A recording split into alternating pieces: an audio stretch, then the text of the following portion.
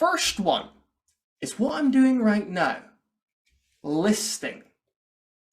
Listing. Why do you think listing 1, 2, 3 is useful as a gesture for the audience? Any ideas? Jerry? Yeah, it emphasizes the point. It shows a clear move on to the next point. So yeah, you're breaking it down. You're structuring what you're getting across to them. Great word. For them to retain. You're structuring your information. Now, you may have noticed I've not used any slides today. I've not used any cards today. Let me ask you, honestly, has everyone been able to follow today's session? Raise your hand if you've been able to keep up and follow today. Right. Everything except the first one. When you did the first bit, I got out of sync with what all the things were you were trying to tell us.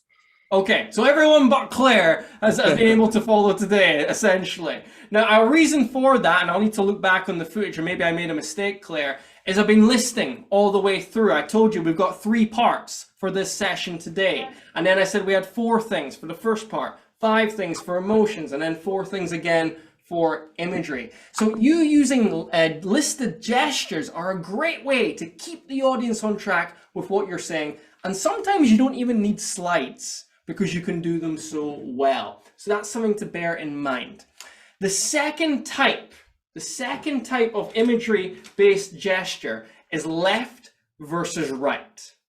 Left versus right. Now, I am aware that I'm using my right hand to say left, and I am aware of that, but from your perspective, it probably is left on this screen and right. So, you know, I'm not as silly as I look. I'm just putting that out there. I want to make that clear. Anyway, the point of the left versus right gesture is to talk about one thing using this hand, and then another unrelated topic using this hand. So for example, I could say here in Glasgow, Scotland, we have 2 football teams. We have Celtic, who are an Irish team traditionally, and we have Rangers, who are a Scottish team traditionally. And these 2 don't get on very much, okay?